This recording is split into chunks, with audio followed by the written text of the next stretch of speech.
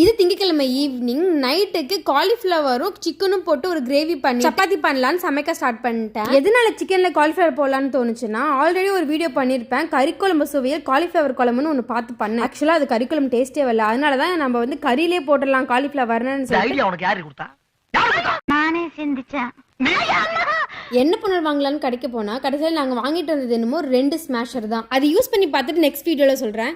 நல்லா 2 கிளாஸ் தண்ணி ஊற்றி காலிஃப்ளவரையும் சிக்கனையும் எல்லாம் நீந்த விட்டுட்டு வந்து பார்த்தா தண்ணி வடியவே இல்லை. அப்புறம் தான் எனக்கு ஞாபகம் வந்தது, நம்ம சப்ஸ்கிரைபர் ஒருத்தவங்க சொல்லியிருந்தாங்க இந்த மாதிரி தண்ணி வந்து வத்தணும்னா மூடி வைக்க கூடாது, அப்படியே ஓப்பன் பண்ணி விட்டீங்கன்னா சீக்கிரமா தண்ணி வத்திருந்தாங்க. அதை தான் ஃபாலோ பண்ணேன். ஒரு 10 நிமிஷத்துலேயே தண்ணி எல்லாம் வடிஞ்சிட்டு காலிஃப்ளவரை கறிக்குழம்பு டேஸ்ட்டுக்கு வர வைக்கலான்னு பார்த்தா கடைசியில் சிக்கன் காலிஃப்ளவர் டேஸ்ட்டுக்கு வர வச்சிருச்சு. இந்த மாதிரி தான் டிஃப்ரெண்டாக ட்ரை பண்ணுற மாதிரி தான் முன்னாடியே சொல்லிடுமா, நான் வரும்போதே எனக்கு சாப்பாடு வாங்கிட்டு வரேன்ட்டாரு.